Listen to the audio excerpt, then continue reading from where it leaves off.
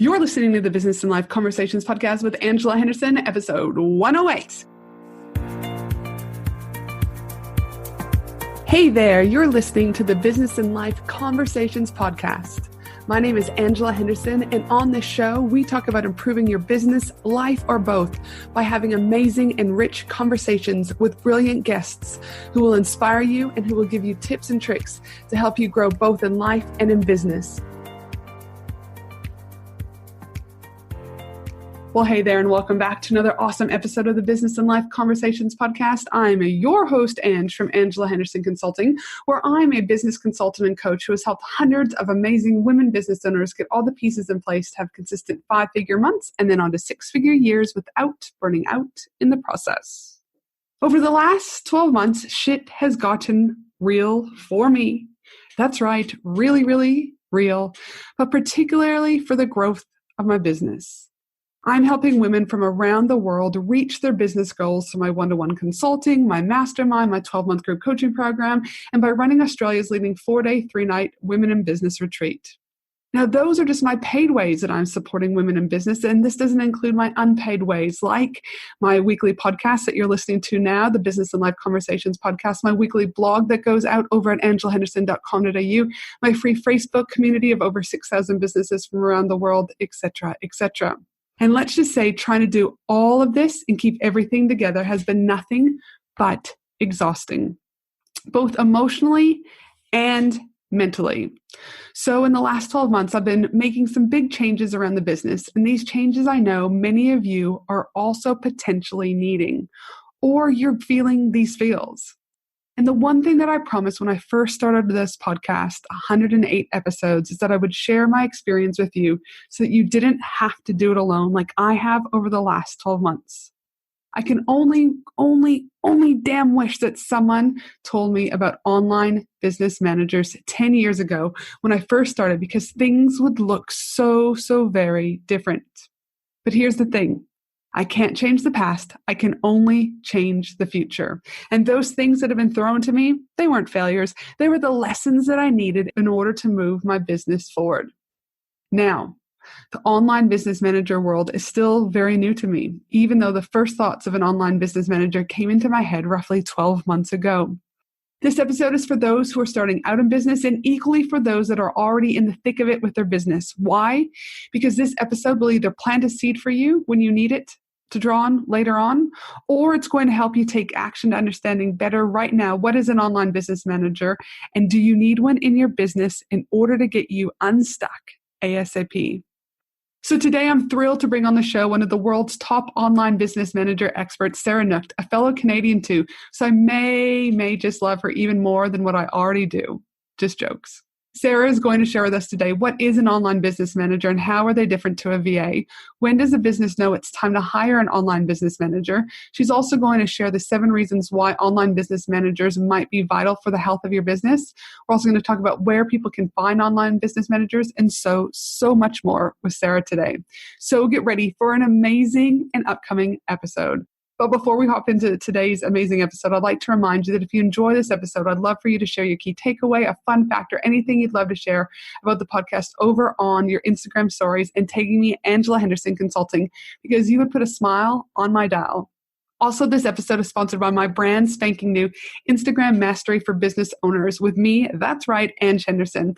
It is a step-by-step guide for getting visible, getting booked, and growing your business with Instagram, all for a one-time payment of $27.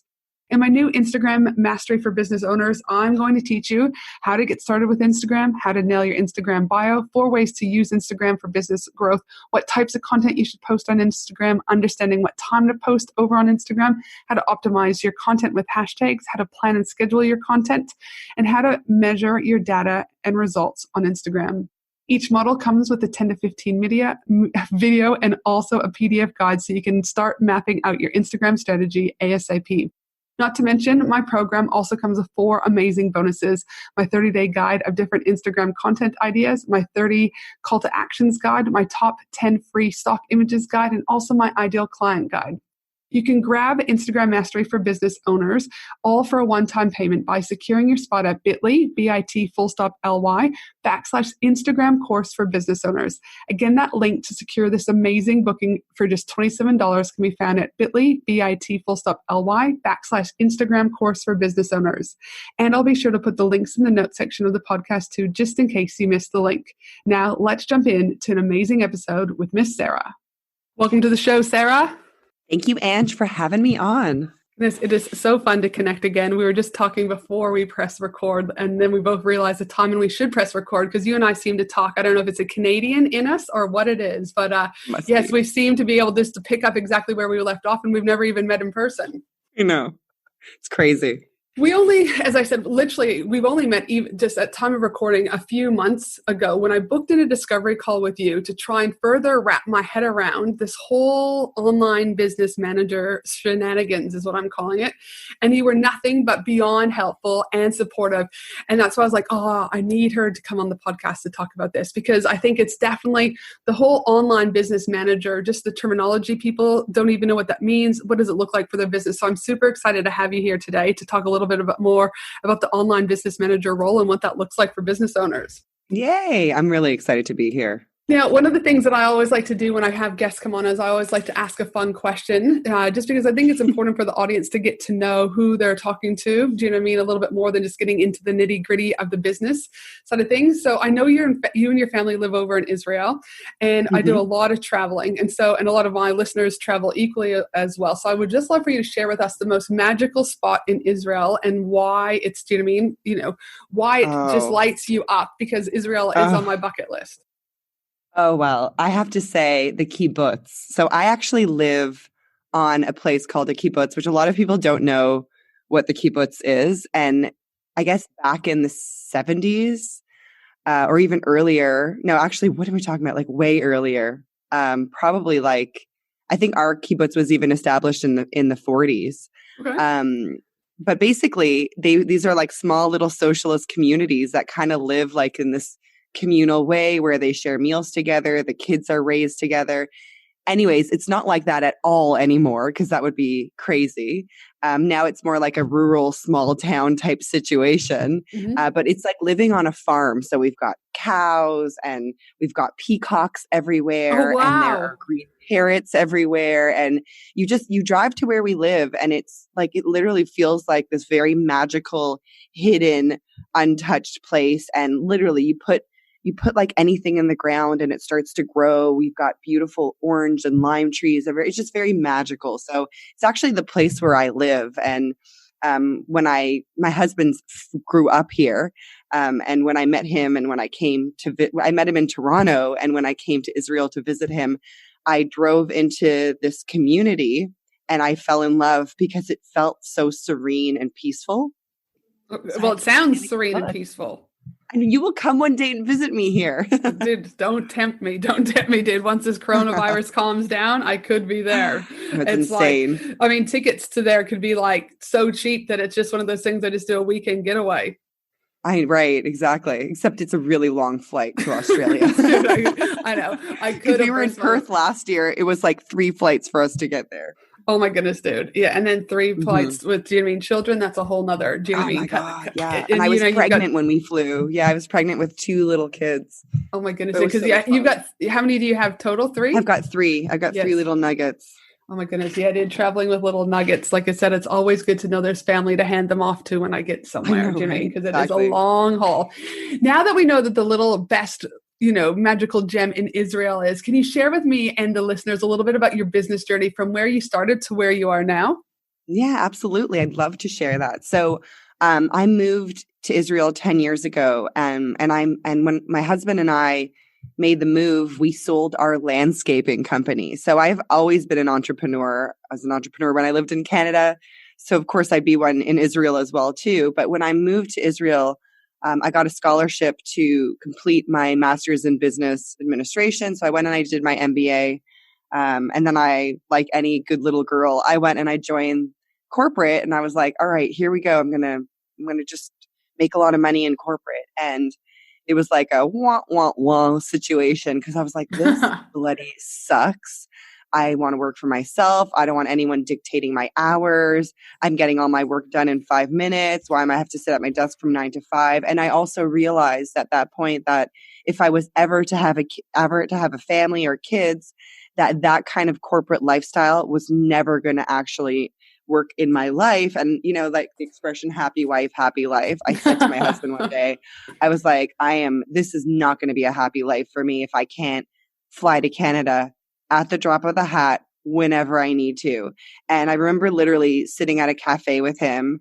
It's like a cafe that we frequent a lot. So all the waitresses know us there. And I was like, I couldn't hold my shit together. You have those like moments where I was like literally like a blubbering mess, crying in this restaurant, talking to my husband about how I needed to leave corporate, but how I was never going to make it, how it would never actually work for me. Mm-hmm. And that's when I was like, literally, I was side hustling from corporate as a VA because I was trying out different things to see if those would work on the side. So I was working as a virtual assistant in addition to working in business development and corporate. So I was like side hustling with like random clients. Because obviously like, the entrepreneurial spirit was alive and well in me, but I knew that if I knew that it wasn't going to work long term because I was never going to make the kind of money that I wanted to be making as a virtual assistant, providing administrative and, graphic design and all these like, Jane of all trades wearing 8 million hats for these people.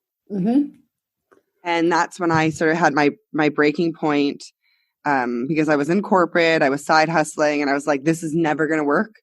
And that's when I discovered what the online business manager is and was, and the International Association of Online Business Managers. And I was like, wow, I'm an OBM, like an online business manager. That's something that I can actually be confident and proud to call myself, because even as a VA, side hustling from corporate, with the few clients that I was working with, I was already really taking more of a managerial role in their business. Like I was helping them hire, I was helping them fire, I was helping them do all these things. So, my whole, I think, corporate journey really taught me how to be, and also my immigration to Israel taught me how to be more resourceful.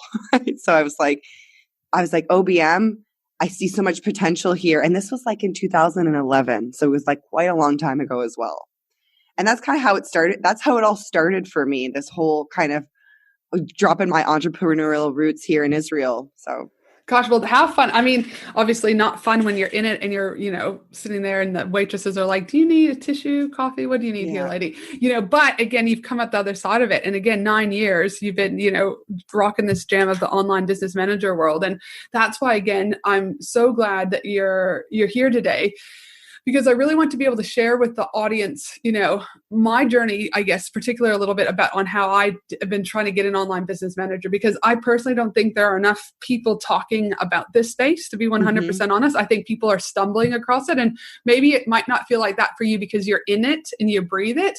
But from someone from the outside, I just really think it's important to share this space, because and it's for these listeners, like I said in the intro, that you might not be there yet, but I want to start planting the seeds so that when you do get to this space and you start identifying when you're ready to get that online business manager in, you don't have to try and guess and wonder if it's right or not. You already kind of know and have been guided from this podcast.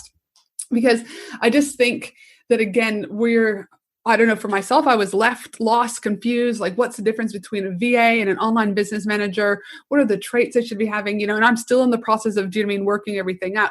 So today I just want to start with, for those that are out there like, okay, and you guys are talking about VAs and online business managers. But my first question to you is, just so we're all on the same page, Sarah, what is an online business manager and how are they different to a VA?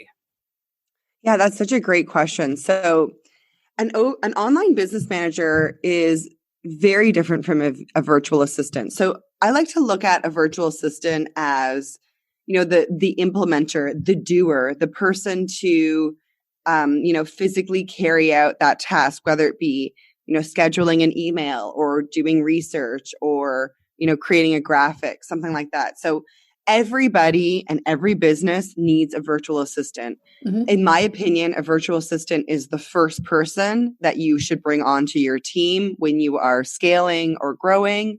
And I, for one, have 2 part-time virtual assistants on my team. So I absolutely think that it's a critical role for anyone to have on their team. An online business manager is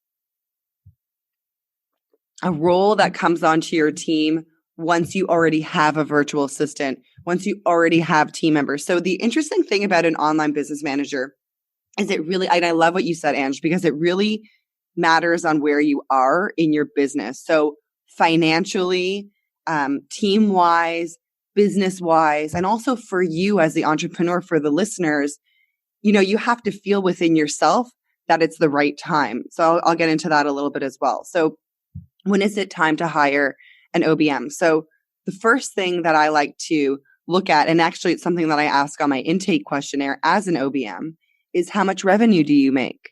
Mm-hmm. And so when you're looking to hire a virtual assistant, it doesn't matter how much revenue you make. You should hire them sometimes even before you've got actual revenue generating in your business, just because you need someone to give you a hand with the graphics, give you a hand with, setting up this integrator or automation or what have you. But when it comes to an online business manager, you really have to be in a certain financial standing in your business. So it typically is between 15,000 US dollars a month. Aussie, we'll call it the same for Australian dollars, because at the time of this publication, who knows what the exchange rate will be like. But let's say, yeah, right. Let's say 15,000 and more. So 15,000 is like literally the bare bones minimum for how much you should be making every month in average revenue and up.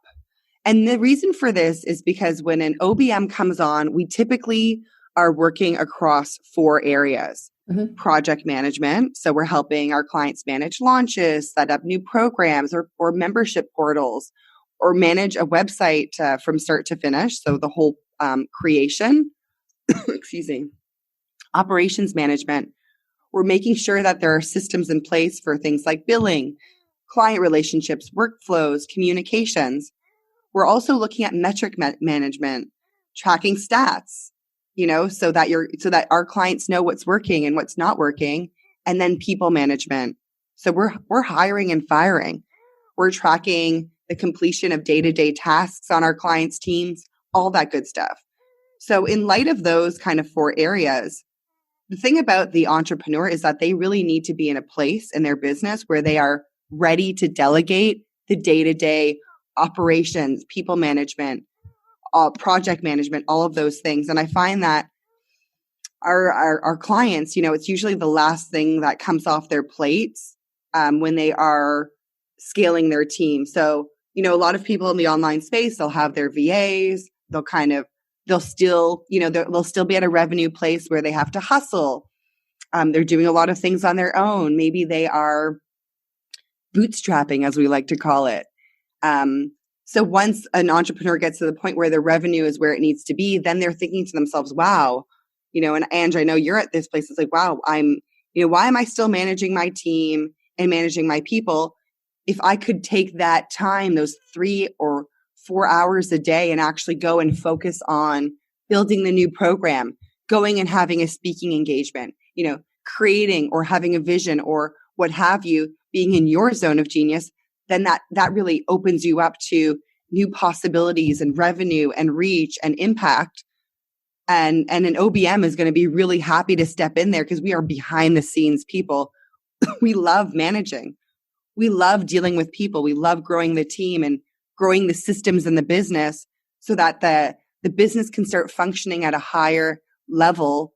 And what more just based on automation on all those things. So, and I know for me, it was one of those things when I just started sitting there, like writing down everything I've been doing in the last 12 months. And it's something, an exercise I have my own one-to-one clients and mastermind clients do. But I'm like, okay, write down everything that you're doing every single minute. And I want you to track that for, anywhere from minimum 7 days or longer.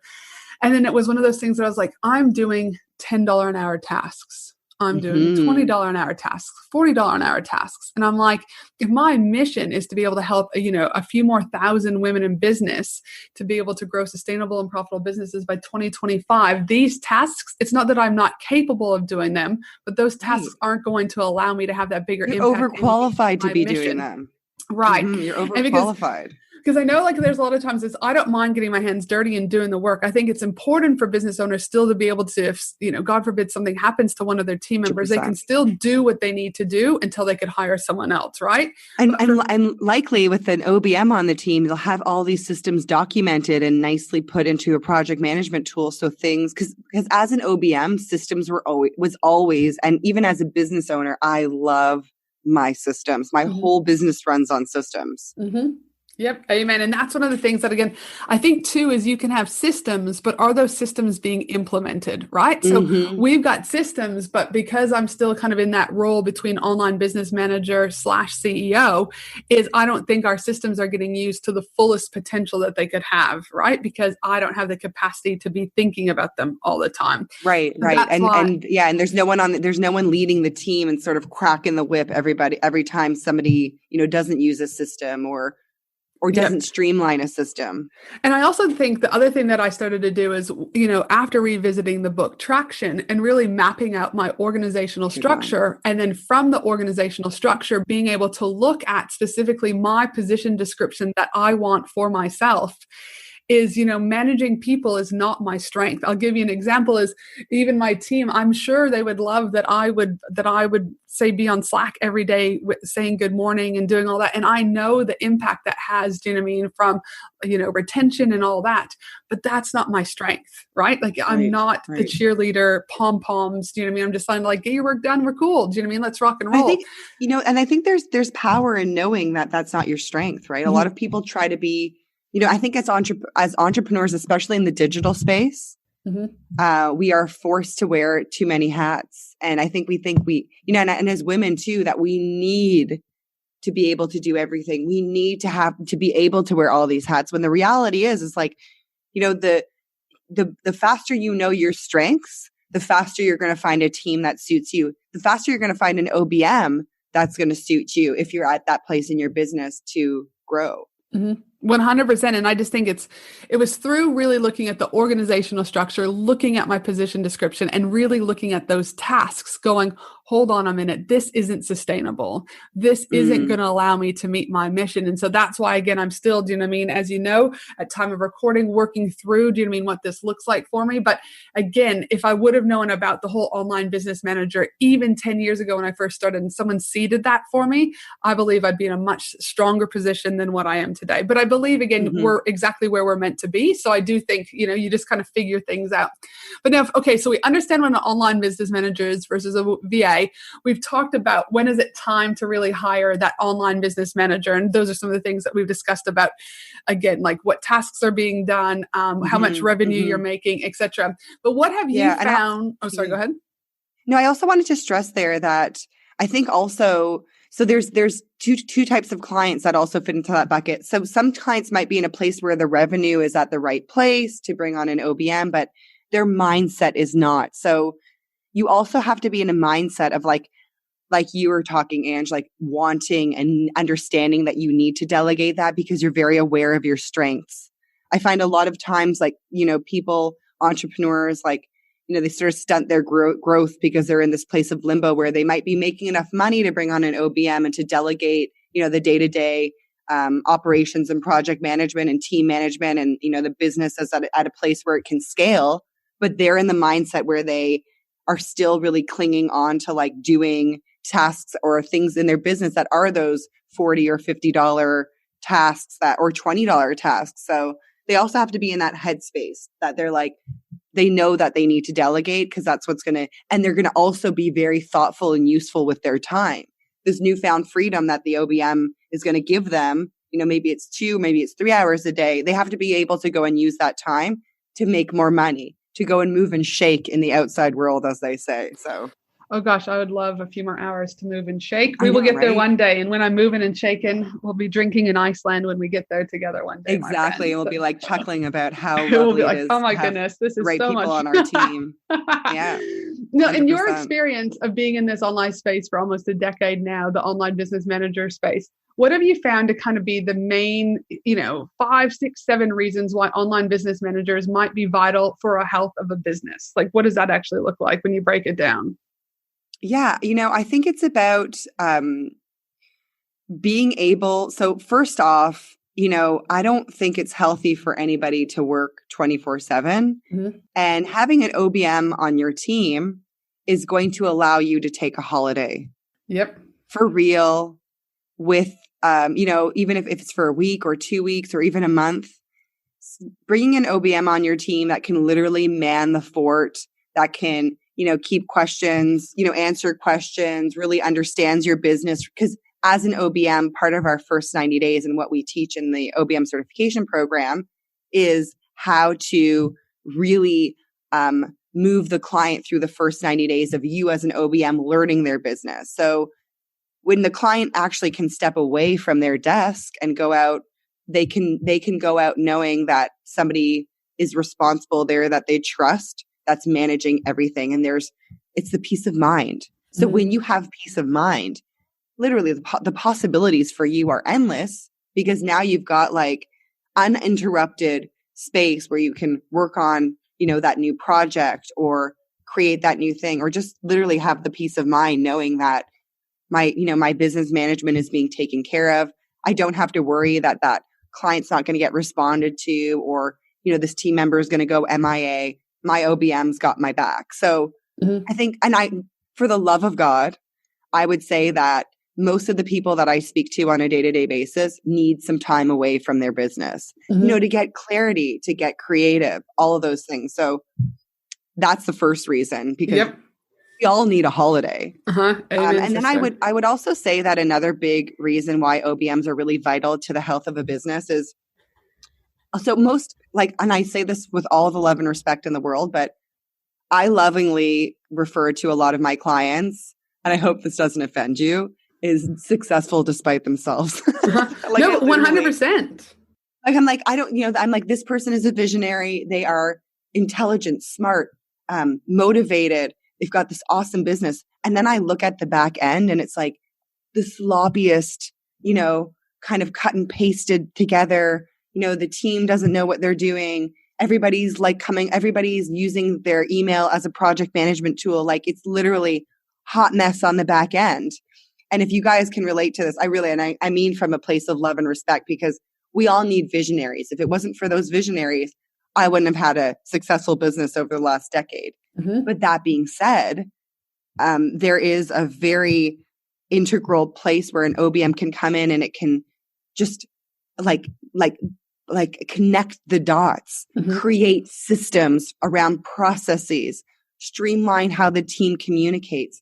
And that's going to lead to higher retention of team members, because people are going to be happy, even if it's about like getting on Slack in the morning and your OBM's like, hey guys, it's going to be an awesome day, yada, yada, yada, like, reinforcing the team culture. And also just kind of getting, and mainly like the point I wanted to make is getting the systems in place, because that's one of the most, I think, the things that a lot of the entrepreneurs that I work with are just like, they don't have a systems mind. They recognize that systems are important, or maybe they're not even there yet, but they know that there's something wrong in their business. They know they can't grow and scale from the place where they're at. So setting up systems is really freeing, because then the business is no longer dependent on the people who kind of wield the power for the entrepreneur. Because, if my VA is the only one who knows how that email broadcast gets sent out, and suddenly my VA goes MIA or something, God forbid, happens, now I'm up Schitt's Creek with no paddle, because I don't know how the VA does this. So systems are really vital. And I really think it's a product of not having enough time, because in my opinion, systems creation is, I think there's 2, maybe tops 3 hours in the day of really productive thinking time. And that's the kind of time that you need to create systems. So in the chaos of our world, when you're creating a new product, or when you are, trying to get out there for speaking engagements, like, who has time to prioritize systems? Your OBM's going to have time to prioritize those systems and spend the time and energy being thoughtful and creative around, okay, how do we document this? How does it get streamlined? Who's responsible? How does it look like in our project management tool? How does this all come together? And I think that that's critical especially like, I think in the last, I used to say the last 3 years, but I'm going to say the last like 4 or 5 years now, where businesses have become increasingly more complicated. There's more parts and pieces. There's more like bright, shiny objects. And there's just a lot of stuff that needs to be sort of managed. It's more complicated. And it's really nice to have an OBM to just come and figure out that stuff and get all that stuff aligned. So there's a lot of reasons to have an OBM, but I would say mainly because the business owner needs a holiday and because systems need to be put in place. Yep. Holiday and systems. The first two things that you got to knock off with an OBM. Yep. And I think, again, I mean, and then there's just obviously all those additional things that come from that, right? Like, again, your head's not as cloudy, right? You're probably going to meet your goals quicker. Your launches are going to be tighter. Do you know what I mean? Like, again, retention of staff is going to be greater. Because your post-mortem reporting, because you're going to be done your launch and your OBM is going to be like, here, Ange, here's the post-mortem recording. These were the metrics we were tracking. Here are some of our KPIs. Here's what worked. Here's what didn't work. Here's what we'll do next time. Here are some suggestions. So when we work with OBMs in the certification program, we teach our students how to work with that marketing mindset because that's what it all comes down to. So although we're not marketing managers per se, having to be the wearer of that hat sometimes makes us think with a marketing mindset as well. So metrics is really important. When was the last time, and this is another thing, it's like successful despite themselves. I'll get on. I'm like, okay, you just had a 6-figure launch, dear client. What worked and what didn't work? And they're like, well, you like go into our CRM or customer resource management system and check in Ontraport or Infusionsoft. Let's see what was working. And you get in there and you're like, nothing was properly tagged. We don't even know like how many people showed up live. Like there's just so many things that are missing pieces that will help make more money in future launches if we only knew, well, did that webinar really work? Should we do it again? Or was something else a little bit more effective? And make those better, do you mean short-term and long-term decisions? And I'm very big about data. Your data allows you to be able to, data doesn't change. Do you know what I mean? And that can also scare people because it's like, oh, all right, this actually, you can't change the number, right? And so again, I can't emphasize enough the importance of if you know your data, because your online business manager is helping you to get that information. Then again, another vital part of why, do you mean you want one for the health of your business is for that, do you mean moving forward and planning both short and long term? Yeah. Also too, I just to go back to the reasons, I think another good reason is because a lot of the times people are sitting around and they understand that they need to bring someone on their team to help them manage and to help take things off their plate, not just support them. But they don't know how to hire. And, as OBMs, we also wear that HR hat and, hiring and firing, finding that VA, building the team is also a really big part of what we do. Because naturally, I lovingly call these now our clients successful despite themselves. But I also am like, there's a reason why you suck at hiring people. You're not an HR, department. So I think as digital entrepreneurs, we are forced to have like 8 million like roles on our plate that I'm not good at HR, or I'm not good at operations management, or I'm not good at, metrics and all these things. So an OBM is going to help you like find and hire a successful team for you that is really truly geared towards the things that you need in your business and that complements you perfectly without it being so painful as well. Yep, exactly right. And then again, if you have someone who's going through the applications, booking in the initial interviews, do you know what I mean? Screening people so that all that's left is you being presented with the top 5 or top 3 candidates, then again, you're not, do you know what I mean, having to waste your time, do you know what I mean, going back and forward, email people, etc. Sorting out, creating that whole system around hiring too. It's such a knock-on effect, really. It's like everything else. Do you mean it's like the dominoes when kids, my son Finley loves to play dominoes and set them up. It's like once you hit one domino, everything else is a trickle effect from there. And it's and it can either stop because dominoes can stop in midst of everything. And that's just like businesses. Everything can be running along so smoothly. And then boom, one thing is out of piece and it's like your entire business stops, just like the domino stops as it's going down. So I know, no, for those people that are like, okay, great. I've got a VA. I'm making the revenue, do you know what I mean, that you talk about. My mindset is pretty strong. I think maybe an online business manager is what I need. What traits should people be looking for when they're looking at hiring an online business manager? Again, like kind of like those differential things. Like I know you talked about the VA as being the implementer, and everyone needs those, but what really specific traits, like should an online business manager be the ones that are coming into your business and almost telling you what to do as a like, and this is taken care of, this is this, like what does that look like? Yeah, that's a great question. So I would say like my top 3 traits would be, first off, confidence. So one of the things that I really, really kind of drive in hard with my students is you have to have confidence, and confidence comes through doing. And sometimes confidence is hard to identify in somebody, but you sort of feel it when you're having a conversation with your potential OBM. Is this OBM leading me? Do I feel like I'm being led? Is she taking charge? Do I feel like this is somebody that can really take the reins on my business? So you yourself have to have confidence that your OBM has the confidence to be innovative, creative, all the things that you are like in your business, right? Because it's somebody that has to be like you, like similar to you, but also have unique qualities that you don't have. Like they're really organized. They really like the back end stuff. And I know for some people that's shocking, but like I love systems. I love being in the back end. I love, tweaking tech and managing the team. So you want to make sure that your OBM really has the, that special sauce that's going to lead your team. So you're looking for leadership qualities, and those qualities can be as simple as, in your initial conversations, do I feel like my OBM is guiding me through this process? Is she making suggestions? So one of the really kind of clear kind of run screaming, I would say, is if you're having a conversation with a potential OBM and they're saying to you, Ange, what can I take off your plate? What's going to make your life easier?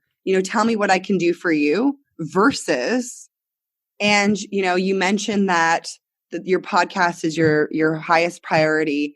I think that creating, I would suggest creating a system around that be one of the first things that we tackle together. So there's like small but very critical differences in somebody that's going to be a leader in your business versus somebody that's going to kind of wait for you to delegate things to them, which is more like, I would say, on a VA type level, because a VA will wait and they'll wait for their tasks and they'll, you'll throw them things to do. Whereas an OBM is much more expected that we're going to take the lead. We're going to come up with things for ourselves to do. So sometimes I get asked this question like, well, if your client hires you on a retainer and, you finish up and you've done everything and you're still not at the end of the retainer, well, then what do you do? And I'm like, well, that doesn't ever happen, because in a business, first of all, there's always things to do. But as OBMs, we're leading ourselves. We are not finding things to do, but we're being very strategic. There's always that bucket list of a million projects that you haven't gotten to yet. But we're being very strategic on what we're doing, what systems we're creating, how we're leading the team, and all that. So you want to make sure that you are identifying some leadership qualities. Are they, and also I would say too, test projects. I'm very big on test projects for all the team members I bring on my team. And I think when it comes to an OBM, it's also about making sure. So like, for example, when I hire OBMs on my team, I let them do a SWOT analysis of my business. So, strengths, weaknesses, opportunities, threats, like, kind of archaic. I know people still use it and I really like it. Yeah. But it's not about them doing like a SWOT analysis for my business. It's about, me kind of a little bit of a insight into their critical thinking skills. Yes. What do they see about my business that maybe I don't see? And also it's going to show me because the other thing about an OBM is I like to look at OBMs as partners, partnering up with you to kind of help get your business to the next level. So I want to make sure that if I'm going to bring a partner on my team, that I really not admire the way they're thinking, but that they're really getting creative and thoughtful and coming up with presenting you with unique opportunities that maybe I haven't looked at before, or even threats that I haven't even really seen? And do they really understand how my business works?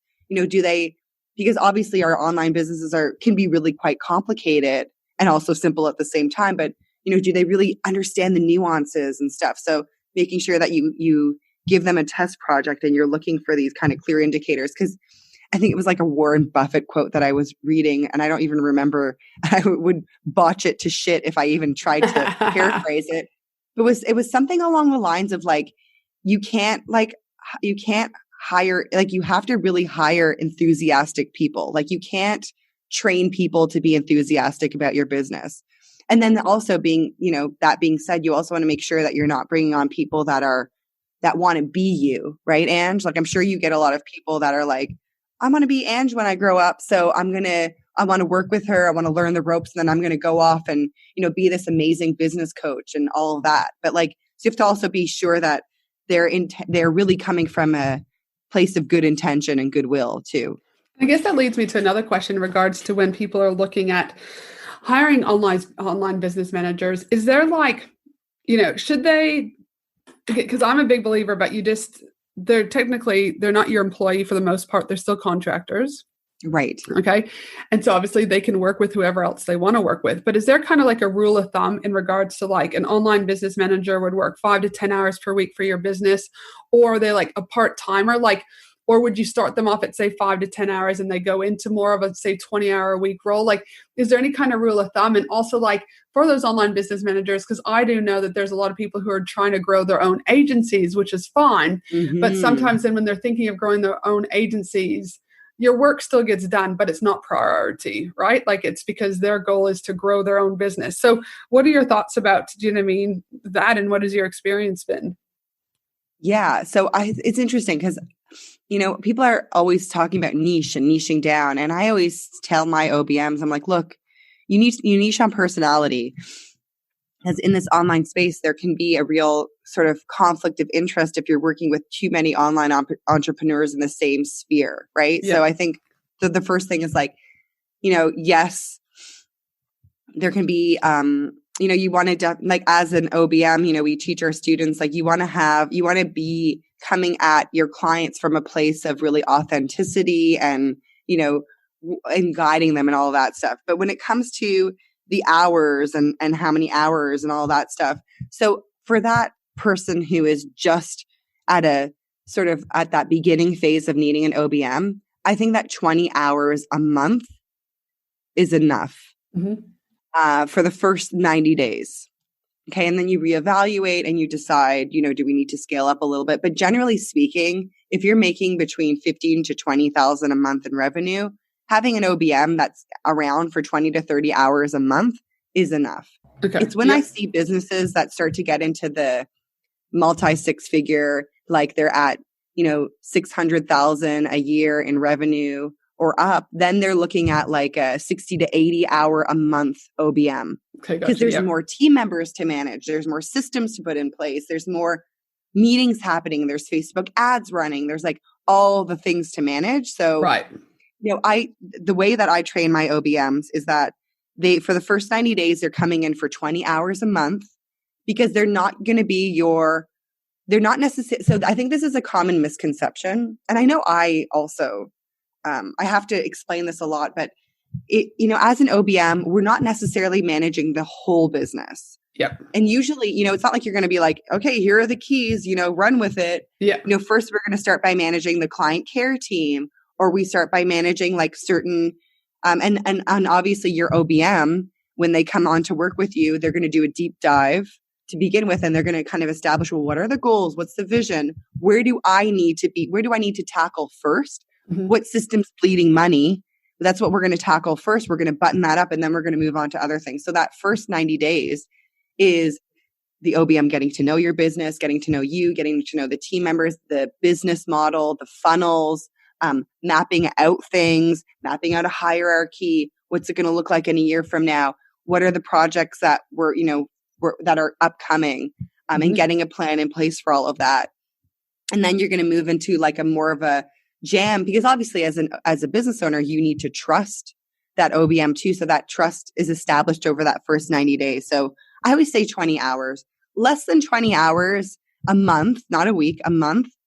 You're looking at like, just things not really moving, you know, it's like, it's almost like not enough time to like get anything moving, but also, so like if you're bringing on somebody for 20 hours, if it doesn't work out, and you're like, oh, this is not a good fit.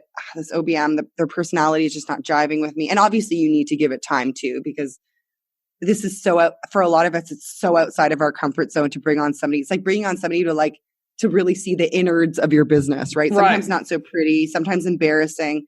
Sometimes you're like, oh, I'm making 70K a month, but like, I don't have any systems and my team members are like, kind of like, I don't know, telling me what to do or whatever. This is so embarrassing. So you want to give it also enough time to kind of like, for you guys to mesh together and understand that your OBM is not necessarily going to have the same personality as you. They're going to actually, it's better if they have a different personality. And, you're bringing on, I think a lot of the times we hire because they're like, you like their personality. And I do this too. Like, oh, if I can go and have a chill out with this gal and have a drink and, oh, she'd be, like this is someone I want on my team because I want to be able to shoot the shit. I want to be able to have conversations. But it really, when it comes to OBM, you want someone that really just knows their stuff, can manage projects, can lead the team. You just have that person on your team. So do you think 20 hours, I would say. 20 hours to start with. And what are your thoughts about or 20 hours a month? And then obviously 20 hours a month isn't going to pay their bills. Well, it could for some, do you know what I mean? But most of them, maybe not, right? And so obviously if there's 40-hour work weeks, there's 160 hours a month, 20 hours is by you. That still leaves them 140 hours to be working with other people. Right.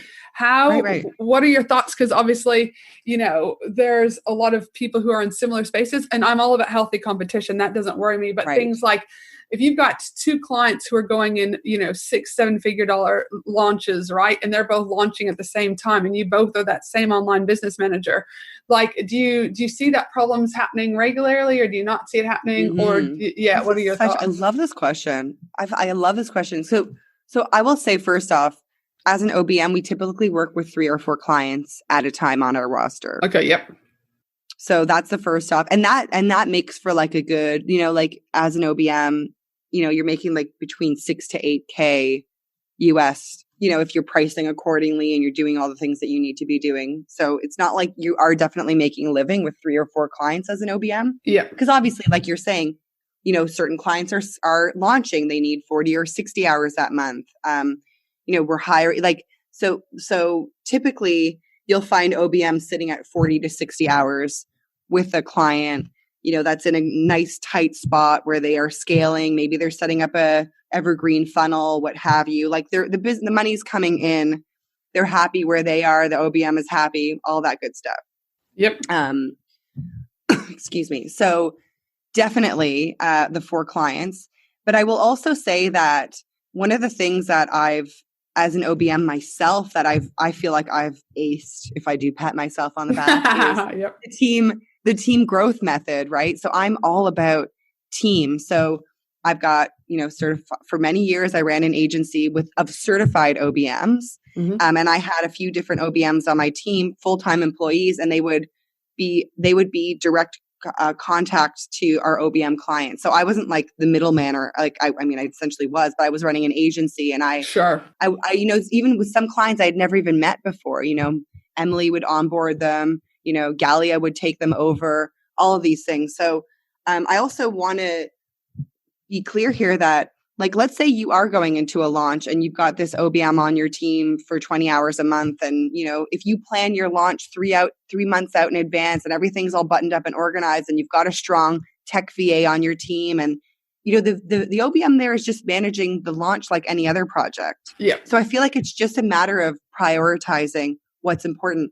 Okay, do we need to usually it's about bringing on another VA, right? Right. Do we need to bring on another VA to support us with all this tech setup, or someone need to be on with Ange while she does this webinar? And, it's more about like, do we need to hire someone? Do we need to take on somebody that can, beef up our Pinterest or Instagram or what have you? So it's not necessarily going to affect the OBM's hours, because I would say after about 6 months to a year of working as an OBM, you get to a really nice tight place where, the systems are in place, the team members are solid, everything's like bustling along nicely so that when we're launching or when we're doing a live thing or whatever, it's just like an extra project. Yep. That's accounted for. So it's not like it's about getting the business to proactive mode.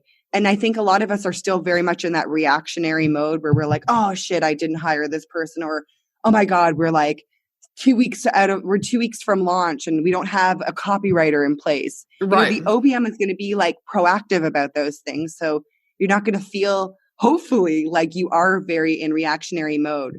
Yep. So it almost is not a factor, if that makes sense. Sure. Because the OBM is going to take it into account, right? Yeah, because it's already going to be part of the process. And so it shouldn't feel any more or any less. It should just feel quite ordinary because, again, it would all be forward planned. Right. And also too, I feel like the OBM and you as a client both have the same intention. Like you want to work at a capacity that's convenient and great for both of you. You want to be working together 40 hours a month because it's good for you and it's good for the OBM.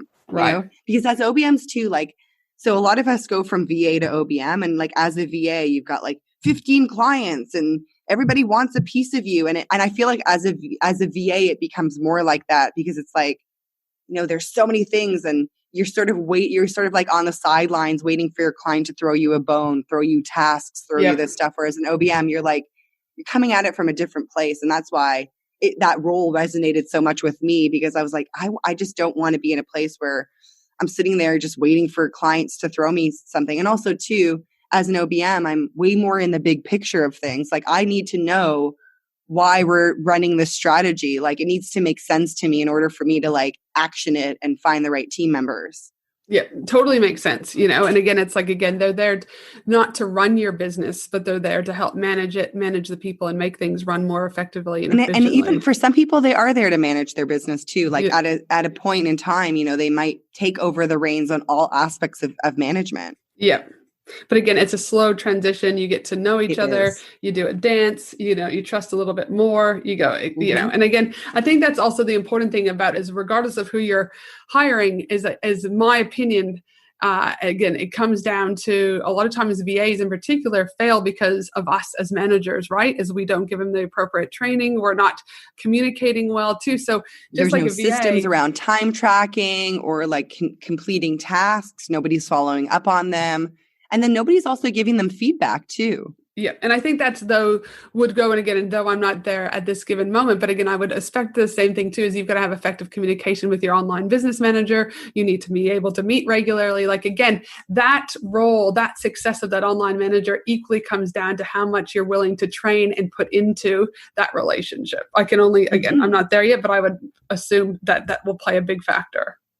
Amen, Ange. Now, wow, what an absolutely epic episode. And this is exactly, you and I, we could keep talking. But this is, again, I just want people to start understanding what an online business manager does, what traits to look for, how they're different between a VA. Because again, these were all the questions when I booked my discovery call with you and when I'm trying to unpack this all myself, being in this position, because it's again, I had to, again, I found you by posting on some random page going, what is this nonsense? So you need to speak with Sarah. Then I was like, Sarah, I'll pay you for this consult. I was just trying to find anyone that could give me any information because, yes, again, I love Amy Porterfield, but she only gives you a little bit about what Chloe does. Do you know what I mean? You don't, you still don't really understand it, right?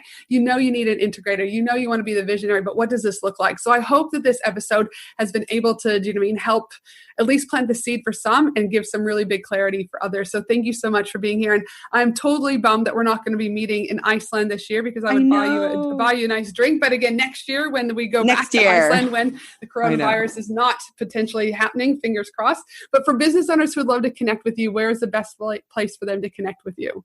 Yeah, they can find me over at sarahNoked.com. Or in the interwebs. I'm on all social media platforms, but I think the best place is to go to my website. I've got a lot of stuff there for online business, people who want to become OBMs and people who want to hire OBMs. No, fantastic. And there's a shitload over there because when I was over there looking for this podcast, there was heaps of information. So definitely head over there.